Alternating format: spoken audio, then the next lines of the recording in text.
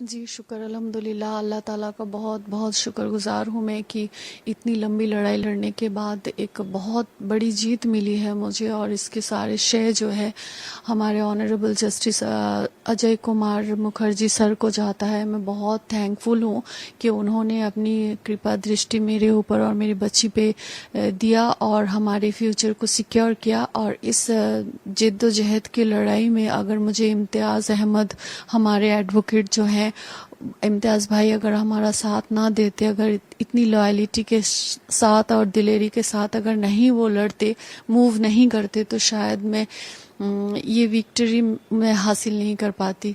तो इसके लिए मैं बहुत थैंकफुल हूँ, मुझे बहुत खुशी है और मुझे अच्छा भी लग रहा है कि अब इंशाअल्लाह ताला मैं अपनी बच्ची को अच्छी एजुकेशन और उसकी लाइफ को इजीली मेंटेन कर पाऊंगी। ये जो आप लोगों का इंटरिम मेंटेनेंस था, अमाउंट जो मिला है, पहले भी मिलता था, वो कम था, अभी बढ़ा है, जी, तो इस अमाउंट से आप सेटिस्फाइड है पूरी तरह?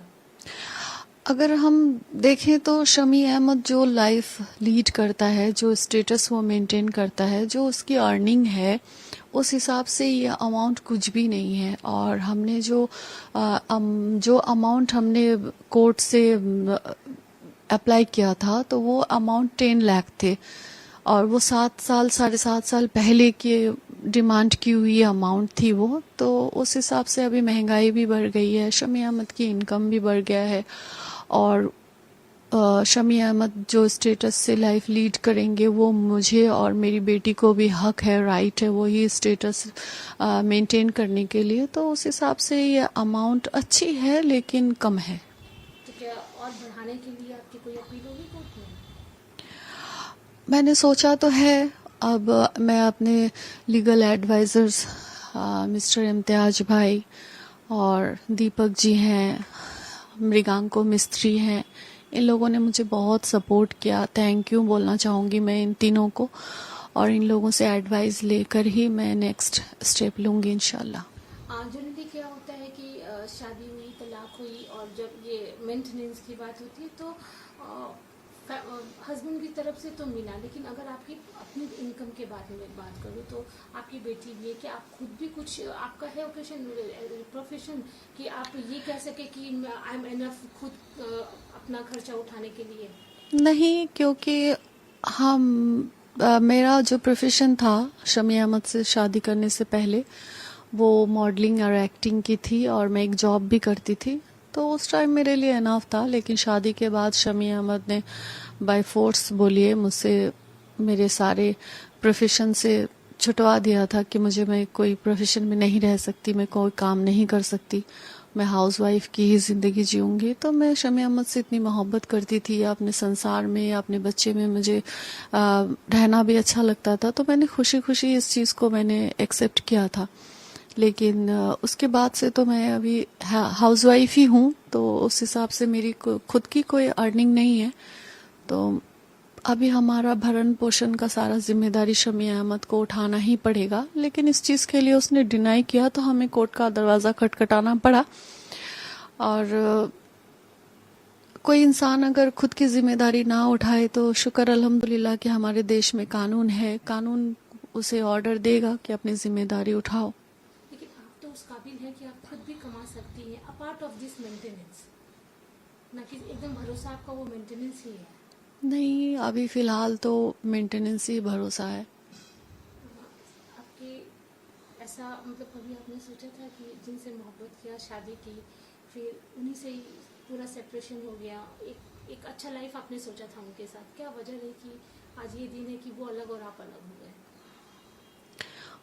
कोई इंसान भी नहीं चाहता कि किसी इंसान के साथ रिश्ता जो है इतना खराब हो जाए। लेकिन अगर जिस इंसान के साथ आप रिश्ता जोड़ रहे हैं वो इंसान ही अगर खराब हो, इंसान ही अगर क्रिमिनल हो, और क्रिमिनल के शक्ल में गंदे जहनियत के लोगों के चेहरे पे लिखा हुआ तो नहीं होता ना कि वो इंसान गंदा है, गलत है और क्रिमिनल है, वो इन फ्यूचर आपको बहुत बड़ी मुसीबत में गिराएगा, आपकी ज़िंदगी और आपके बच्चे की ज़िंदगी के साथ खिलवाड़ करेगा, उसका कैरेक्टर निहायत ही गंदा होगा, ये किसी के चेहरे पे नहीं लिखा होता है। और बहुत सारी महिलाएं हैं जो बहुत सारी प्रॉब्लम्स को फेस करती है, तो उसी हिसाब से मैं भी ऐसे शिकार हो गई। शमी के लिए कुछ बोलना चाहेंगे? मैं यही कहूँगी कि अल्लाह ताला ने बड़े बड़े गुनहगारों को माफ़ किया है, तो ये भी अपने हर कुकर्म से तौबा करे, गंदी जहनियत को साफ करे। और एक जानवर जो होता है, जिन जानवरों को सेंस नहीं होता है कि क्या भला है क्या बुरा है, वो जानवर भी अपने बच्चे को प्रोटेक्शन देती है या देता है। तो उस हिसाब से शमी अहमद जानवर से भी गया गुजरा हो गया है, जिसे अपनी बच्चे की प्रोटेक्शन, अपनी बच्चे की फ्यूचर, अपनी बच्चे की मोहब्बत उसे नहीं दिखाई दे रही है।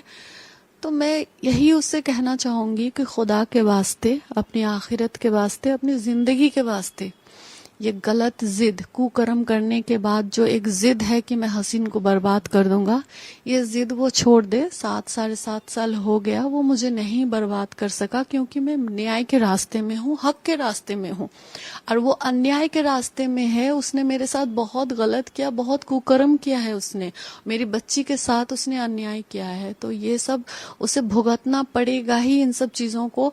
और अभी भी अगर वो नहीं सुधरा तो इसकी जिंदगी भी जहन्नुम बनेगी इंशाल्लाह, और आखिरत भी उसकी जहन्नुम बनेगी इंशाल्लाह। कोर्ट का मसला, इसमें हम लोग क्या कह सकते हैं। शमी अहमद तो पहले भी जो है भत्ता देते थे, अब थोड़ा बढ़ा दिया है। बेटी का खर्चा तो वो पहले से ही उठाते हैं, इससे पहले भी उठाते थे, कोर्ट ने बढ़ा दिया। बेटी है उनकी, उनको उठाते हैं, वो पहले से उठाते हैं और जाते भी हैं मिलने से उनसे वो।